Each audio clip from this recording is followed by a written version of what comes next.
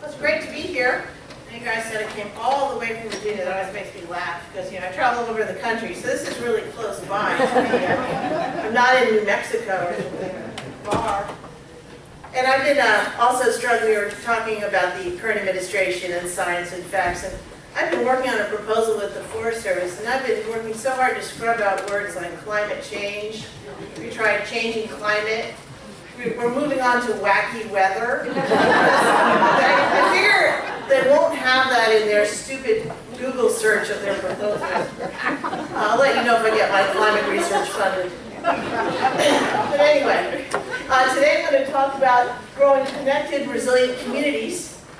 If I can get this, is this something like that? Okay. So, just a quick infomercial. The Green Infrastructure Center helps communities evaluate their green assets. So it's really about giving you the tools to understand what you have. And then how do you manage them to maximize ecological, economic, and cultural returns. So I have entire presentations where I just talk about how this kind of planning will make you rich and have people like you. But I'm not talking to a room full of developers per se. So I'm really going to focus my lecture today on the environment. I'm going to talk about building landscape models, and I really appreciated your joking about modeling. I don't know how to make jokes out of that, so talk about teaching courses and workshops. I am a professor, so as soon as I leave here tonight, I'll be frantically making my lecture for tomorrow's grad students. And then researching new methods. So why we are a nonprofit is because we develop new methods and then we release them into the wild. So a little different than a consulting firm in that I'm learning something new and then I'm sharing it and then we're going on to the next thing. So our work is always challenging because half of the time we're asking people to give us money to figure out what we're doing. All right. And so some of our work, though, has reached the national scale. We work in many states. And Esri is pretty much the largest mapping software company in the world. And they were struggling for a year trying to figure out how to create a habitat model.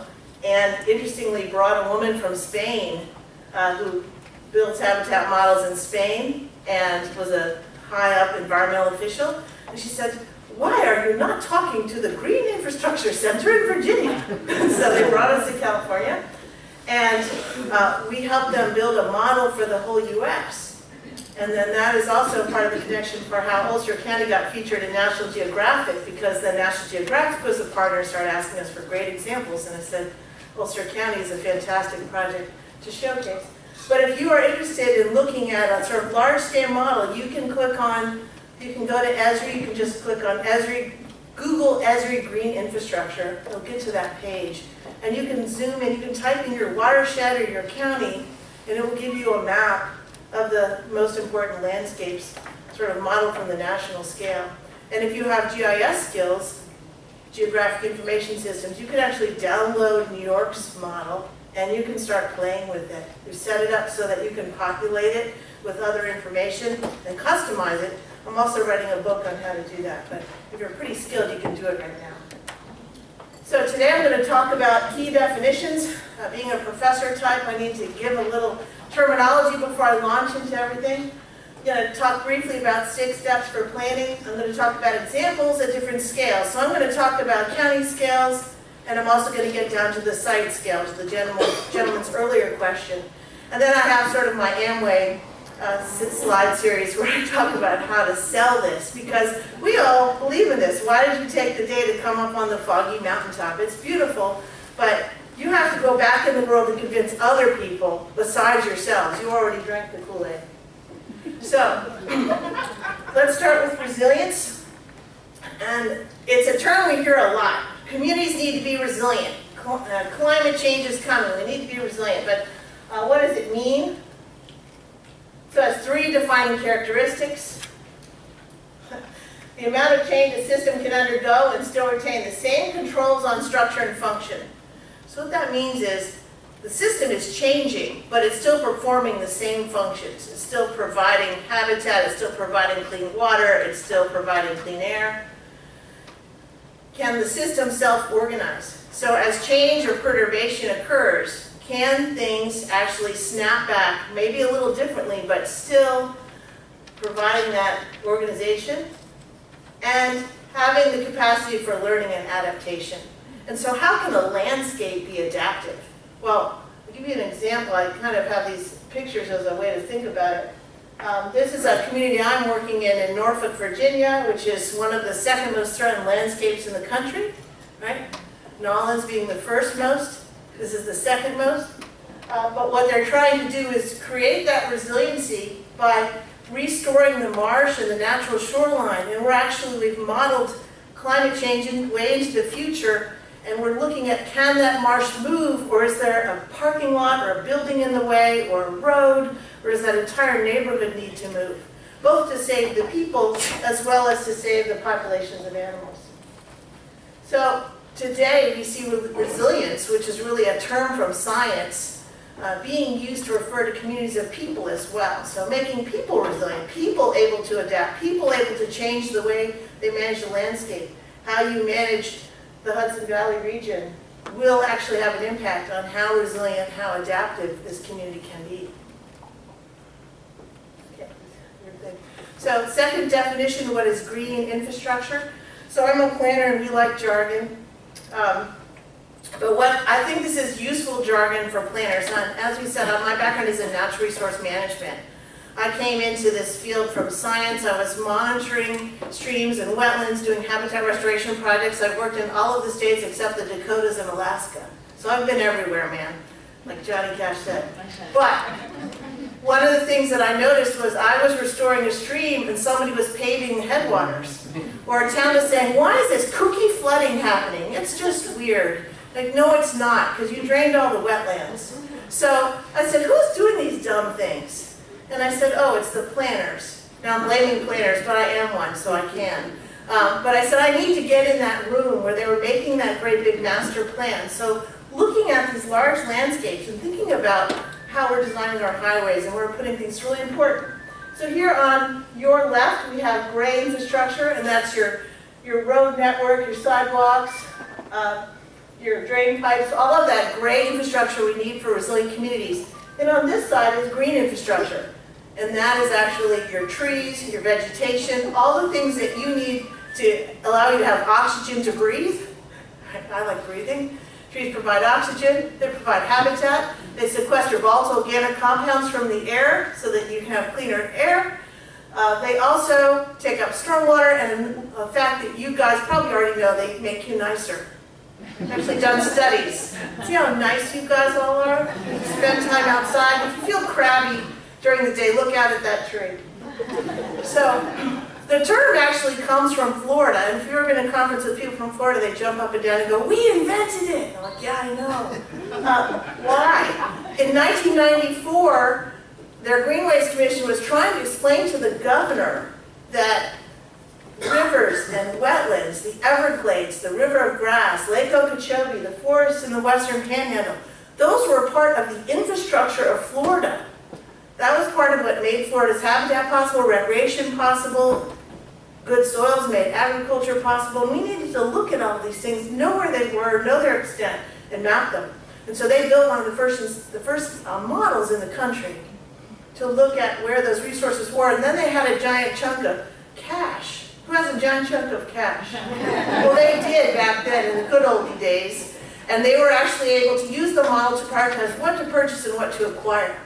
But even today, models can help us be more strategic. So I work a lot with land trusts. I have a lot of our clients are land trusts. We're helping them be strategic.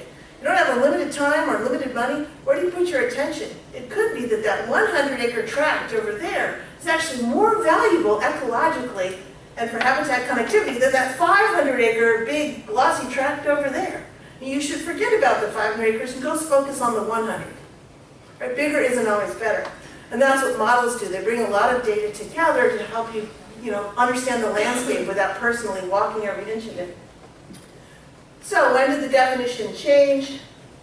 In 2006, EPA began calling what was formerly called integrated best management practices or low-impact development. They started calling that green infrastructure. Why? Because there was a political appointee who was not a scientist who was like, these are cool words. I'll call everything green infrastructure. I wonder how these things happen. That's how. So everyone got confused. What is green infrastructure? Is it a tree or is it a filtera box in a storm drain? So I say, well, you can include it all. I'm going to talk about natural infrastructure and protecting that first. So the key is to think about your natural infrastructure, your trees, your forests, your rivers, your agricultural soils. Protect and connect them as much as you can. Build in the least impactful manner, the smallest building footprint you can get away with. Maybe go up instead of out. And then mitigate. So first conservation and then mitigation. And why do I say that? Because I work a lot with the development community, and I've had developers, even Habitat for Humanity came to me one time. They're developers, right? They build housing. And they said, we're going to do our first affordable housing subdivision. It's going to be great, and you're going to love it because you're that green lady. And we have green things in here. And I said, great, what are they? And they said, well, we're going to put 5 rain gardens. Count them, 5. You'll love it. I said, great, where are they going? And they said, well, there's these trees in the way, these oak trees. We'll cut them down, because then we can fit the rain gardens. So I was like, no, Habitat for Humanity. Don't do that. They didn't do it. But they didn't know, because a lot of times developers, first thing do, they clear everything off, and then we spend a lot of money re-engineering what nature already did for us. So that's why it's so important to really have an inventory of what you have, understand how it's functioning, and save money. So first conservation, then mitigation. So one of the ways we talk to local government about green infrastructure, we say natural assets, because governments understand assets. They have their sewage treatment plant, they have their school buildings, they have their portfolio of assets that they manage, and they fund them in their capital improvement plans. And so we say, well, what about the assets of your landscape? Do you know where your best ag soils are? I worked with one locality. They asked for a map of their best ag soils. I said, great, here it is. It's not that hard. They said, Karen, we don't like this map. And I said, why? And I was looking for the north arrow where the scale was wrong, something kooky. And they said, well, you said that the good ag soils were here, and we made that our subdivision zone. And you said over here they were crappy, and we called that our ag zone. I said, what should we do with this map? And they said, let's hide it.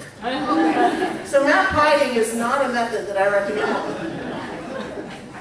But so many governments make decisions without data first. You think they're sitting there doing all sophisticated analysis. They may not be. And to the point earlier, some of the folks in this room may become from a town or a community that doesn't have a full suite of GIS modelers on staff and 5 planners and a biologist. And so you have to figure out a way to get a hold of some of these models, like the Esri model, and start putting it to work for you. So we also look at land suited for farms or for forestry, because the rural economy is also important. When people say, I didn't like that they cut 10 acres of that forest, and I say, well, would you rather be a subdivision? Because those trees are going to grow back, but that subdivision won't change it forever. So thinking about how we support our farmers and our foresters is important. And then these natural assets also support cultural assets, right? So it's really important to think about how the landscape supports our communities. And yeah, these are all local pictures that Amanda helped me take with her fabulous camera. I was jealous, and then I went and bought a better camera myself. But this is a picture of a cultural asset from my neck of the woods, and this is what happened to it when I was paying attention. A mystery gas station came in. I took off the names, you can't tell who it is. But that's what happens when you just think of a cultural asset as a point, that building. But that building's history is about the landscape context that surrounded it. So when we do those maps, we also put bubbles around those key cultural sites and think about them as part of our cultural landscape. Okay. So we're really thinking about connectivity, and that's why this is kind of a perfect talk for me to give, because that's what I preach all day and all night. It's not just about having a forest preserve here or a state forest here, but it's how do they connect? What are the corridors between them that allow for animals, people, plants, and pollinators to move? And there are certain species, as we already heard, so let that can go faster on this one, certain species that prefer the interior forest. They do not live out on the edge, they're not out in the meadow. And so in order to have a healthy landscape, we need to protect intact landscapes. So we look at land cover using satellite imagery, and we can tell a lot by just looking at the reflection of the infrared lines of what's a bush, what's grass, what's the woods, what's wetlands, what's a lake. We can tell that all from the satellites. We can burn in the roads, and then we can figure out what are habitat cores. Now this is the only math I'll be doing today, so don't get nervous. I was kind of a math phobe as a child, so. But I made it through my times tables, and that's all we're going to do here. What we're looking for our eastern forest, East Coast forest, is at least 100 acres as a minimum. That's what supports most of our avian species, so a minimum of 100 acres. And we're going to figure out if we have that by first subtracting the edge. And the edge is done by taking the height of a tree and multiply times 3. So I don't feel like doing complicated math, because your average size tree is probably about 67 feet. But that's too hard. So let's just say 100 times 3, and that is? 300. Excellent class. Okay, good. See, we got through it. So we take that 300 feet and we clip that out and we ask, do we still have 100 acres left on the inside? And that tells us, yes, it's big enough to be a habitat core. Oops. What am I doing now? We also look at edge. So while there are species that do thrive in the edge, like quail, we want to make sure we don't have too much of it. Because when we have a lot of edge, we have invasive species, wind, disturbance from people that causes impacts. So the shape of these habitat cores also matters.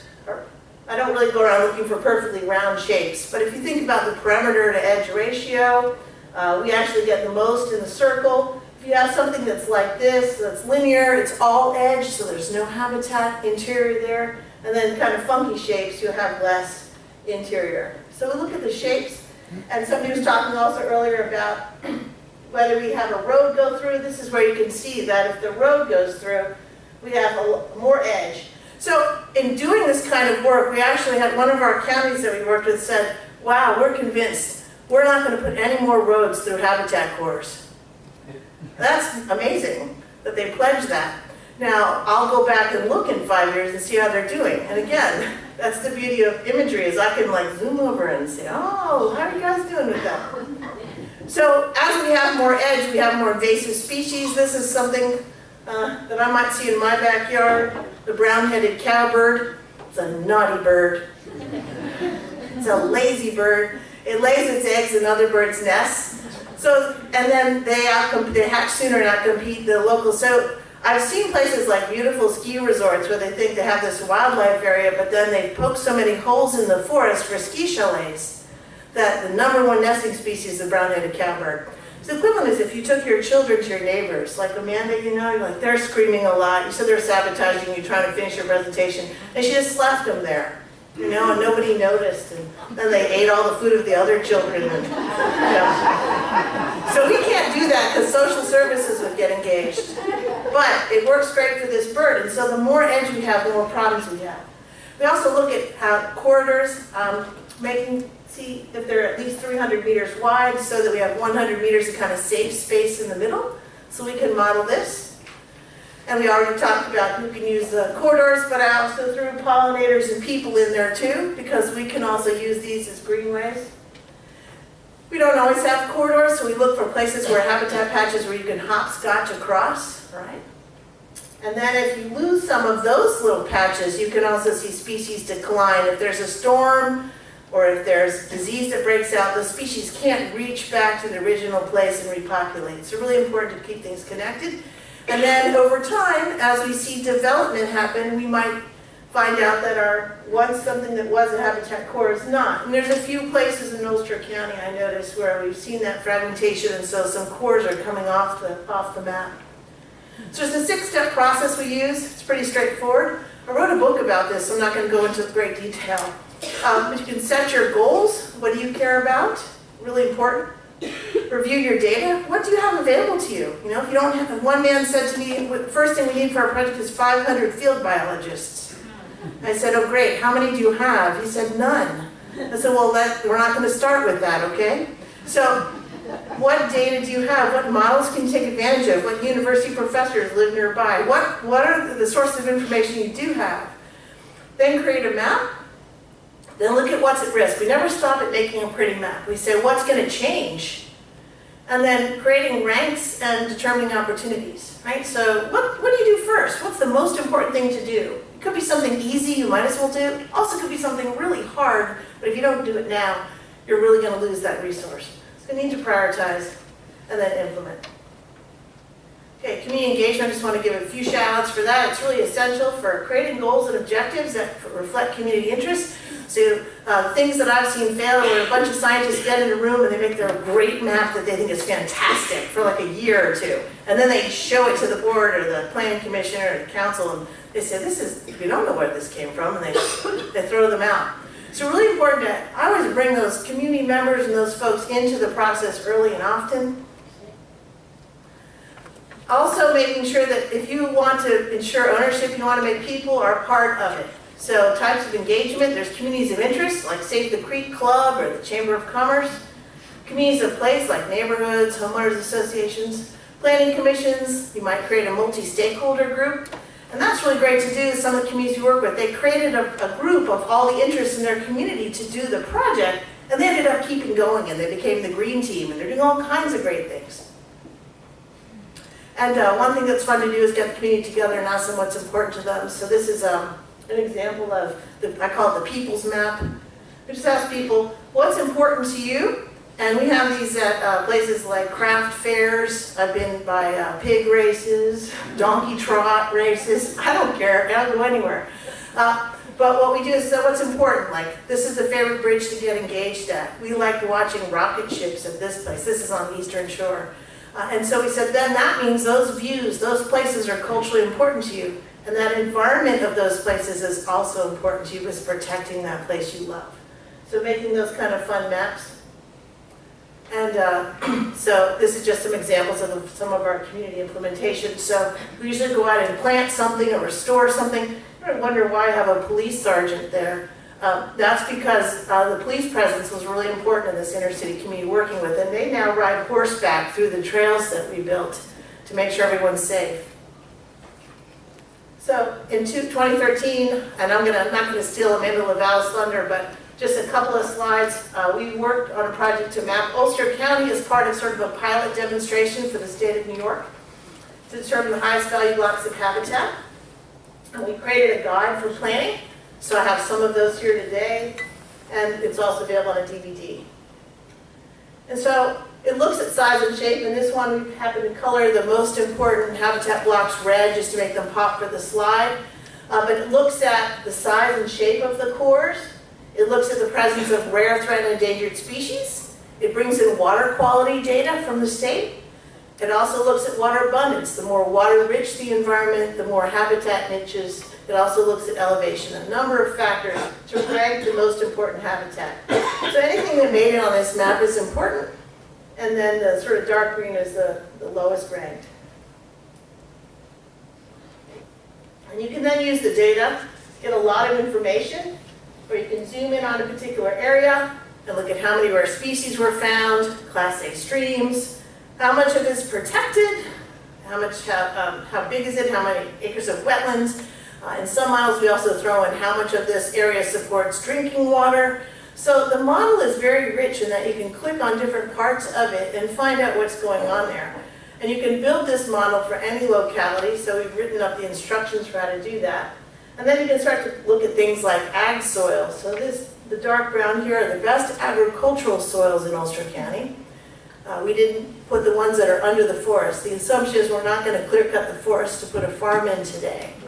But this is showing sort of open space that's also great for agriculture. And then you can start to look at cultural resources. You can't see all the symbols from your chairs, but one thing I thought was kind of fun here was notable peaks. All those little red triangles were like important peaks of Ulster. There's a whole lot of them. And then we can look at the benefits of these maps. Again, there's a whole series of them, not showing them all to you. But conserving working lands, protecting and preserving water quality and supply, providing cost-effective stormwater management, and preserving biodiversity and wildlife. And of course, public health. So as we move to smaller scales, let's say we're thinking about a town scale. We're not looking for 100 acres of interior habitat in your town, right? I mean, if you have that, that's fantastic.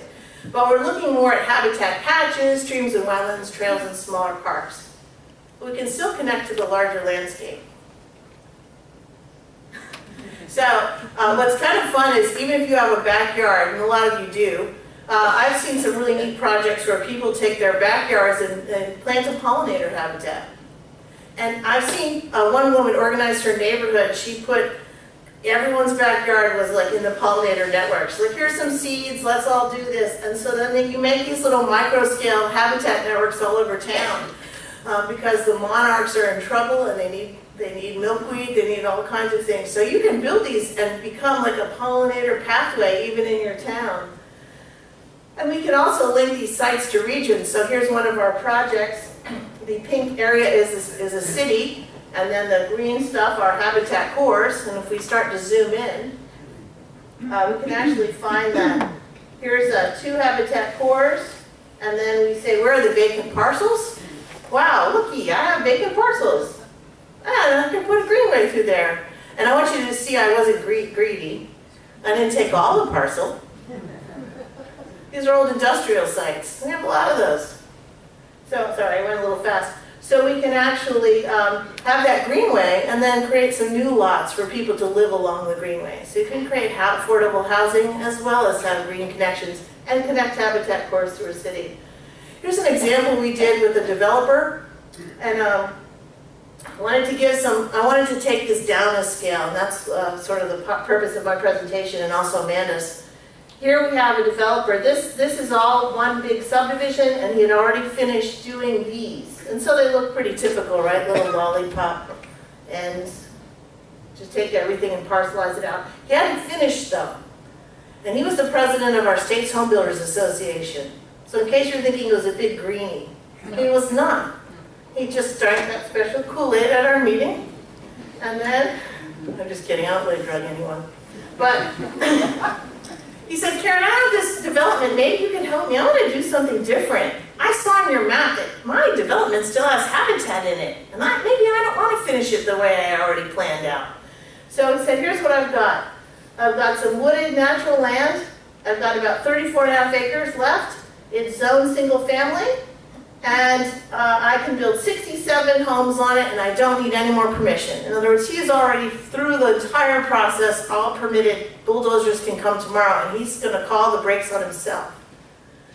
So the question was, could he rezone to have smaller lots with more environmentally friendly design, and he would proffer some things. That means voluntarily offer up some things. So he would say, maybe I'll put more vegetation in here, and some additional improvements that the residents might like.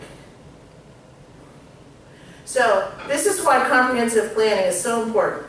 And people think comprehensive plans are boring or they sit on the shelf. Why do they matter? Well, they do matter because they inform zoning. And so in this particular case, when we went to the comprehensive or master plan for this community, it actually said that these areas contain some of the few natural areas remaining in the city. And in order to provide incentives to protect a significant portion, we should allow some of it to remain in a natural state by setting higher density. So fantastic. This gave us the political and legal reason for the change to an existing plan. So we looked at taking 90-foot wide lots and shrinking them to 50 feet, 15,000 square feet to 6,000 square feet lots. And so we're squeezing them down. What did that get us? Such a weird backwards thing. So we said, what can we do? Well, we're going to have smaller lots. What are the developers going to do? They're going to have the layout. They're going to have a maximum density of 71 homes. They actually had 4 more homes than they started with. Retain open space and have design standards, a minimum of 1,600 square feet. And that was kind of funny. I'll just tell this story even if I run out of time. I said, I'll help you, Mr. Developer, with your public meetings, because he's like, help me sell this. They're going to not like this because I'm doing something weird. I'm not finishing the development in the same pattern.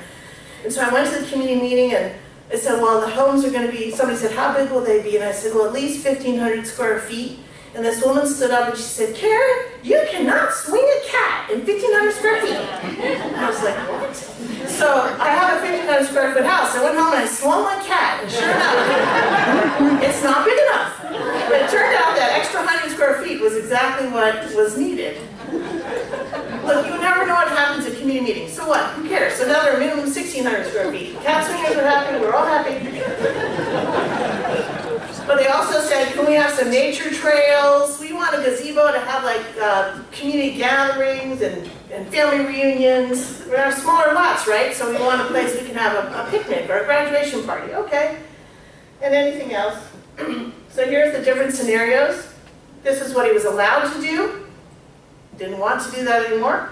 This is the new shrinking. In this scenario, we put a nature trail through. Okay, great. There's the nature trail. Smaller lots, 4 extra. In the next scenario, we said, well, what if we put easements through the backyard and snuck a little nature trail in the back 40? So you have to keep your back part of your lot forested. People are okay with that. And then lastly, sneaking something else in, we said, well, what if we had rain gardens and green fingers and green throughout the streets, not just a bunch of mowed lawns with no vegetation? So, oh, that's great too. And so that's actually what the developer built. And I wanted to show you some of the types of housing so you wouldn't think that they were ugly. But this is the kind of thing that can work if you start running the numbers. And I asked the engineers to give me the square footage of open space before and after. I like the engineers. Look at this, 0.0. That's very precise. And now we have almost 20 acres of mature hardwood forest protected on a reservoir that has impaired water quality. So we need those woods there. And then I did a little bar chart because City Council loves bar charts. Now, I actually did run a pollution loading analysis on this and show that the pollution loading was reduced 50%. But that's not rocket science because I also reduced the amount of development by 50%. I didn't really need a bar chart, but that saved the day. The other thing is keeping in mind that this developer had to sell this, so we also did research for him to show him that people are not wanting to mow giant lawns. They'd rather be next to a nature reserve that they don't have to pay for. All right, so let's move down to the urban scale even further, talking about how we look at urban landscapes. So I'm trying to figure out which clock to look at. They're all different. I'll go with that one. So in cities, and towns, when we don't have these big tracts, we look at urban tree canopy and use satellite imagery and classify it using reflectivity. So I'm going to show you a quick series of slides through my own town. This is Charlottesville, where I have my office.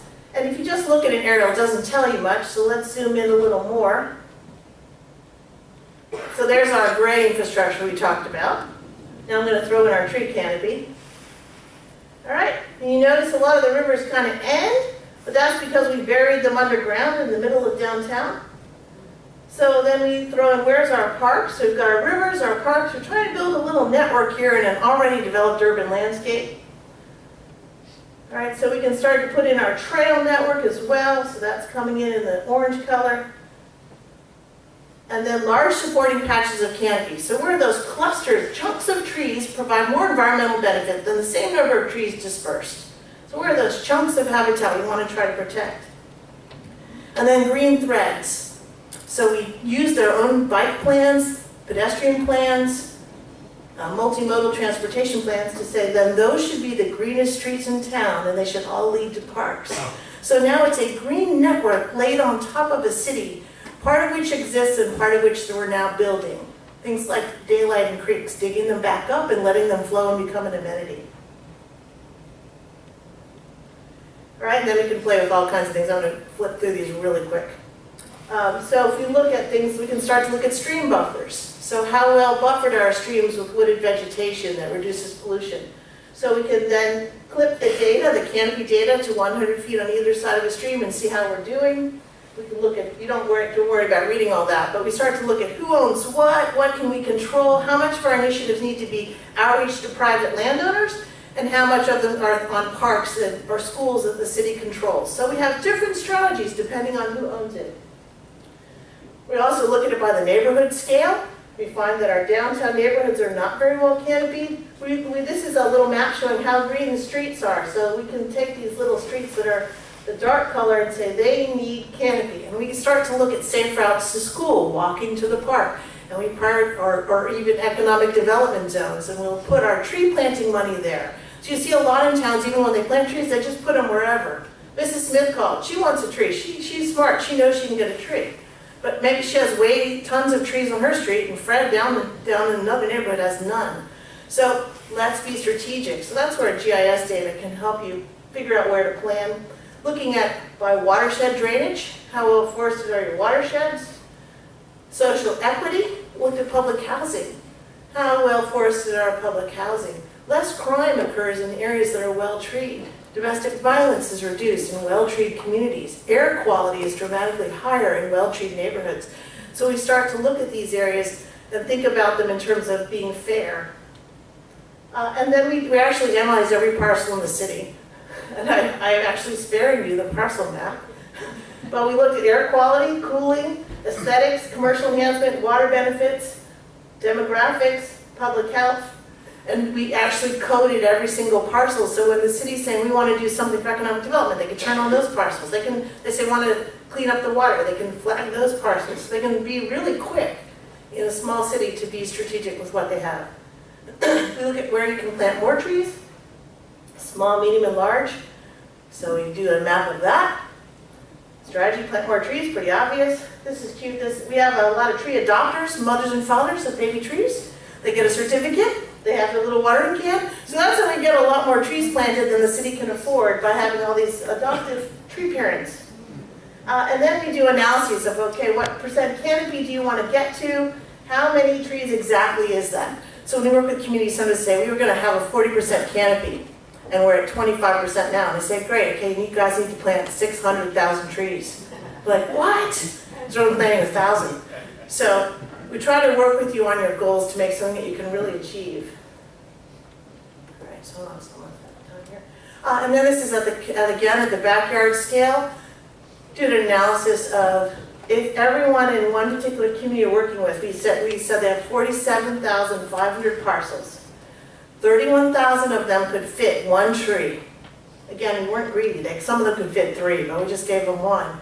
How much would that soak up from stormwater? 62 million gallons of rainwater every year, or 1.5 million bathtubs of additional water from just putting a tree in your backyard. All right, so there's a lot of impacts of overdevelopment. And while you view this slide, America lost another 3 acres of open space. So I don't want to depress you. I just timed how long it takes me to say that slide and the rate of land conversion. So we really need to get busy because while these beautiful reserves all around us, not all of this land is being treated equally. All right, so lots of different tools. I'm not going to have time to go through all these, so I'm just going to flip through to one thing I want to show you. So that's traditional development. You've heard of clustering. I just talked about that. This is the problem when you have a developer. Each developer had green space saved, right? But it doesn't connect. So that's why it's so important to do these landscape models and plans where you look across different ownerships. Because you can keep it connected and still have development, but you might have to make one part an easement, one part moderate development, and one part more intense. So this is what I'll end on. This is an example of taking two towns that were going to become connected because they were growing together. And here we have parcel A and B, and this is a chunk of habitat going between them. To give you scale, this is a stream, and 100 feet on either side was protected in a buffer. Under existing development, they could develop all of the parcels. But could they actually have development and trees too? Yes. We found that if they just did a cluster development, they could shave a little off here and here and still develop. What did that give them? At the end of the day, the conventional development gave them 56 units of housing, and clustering with a greenway, a massive corridor through there, gave them 84. So let me end on that thought. There's a lot you can do. It just takes a little creativity, a little modeling, and a little persistence. So thank you very much.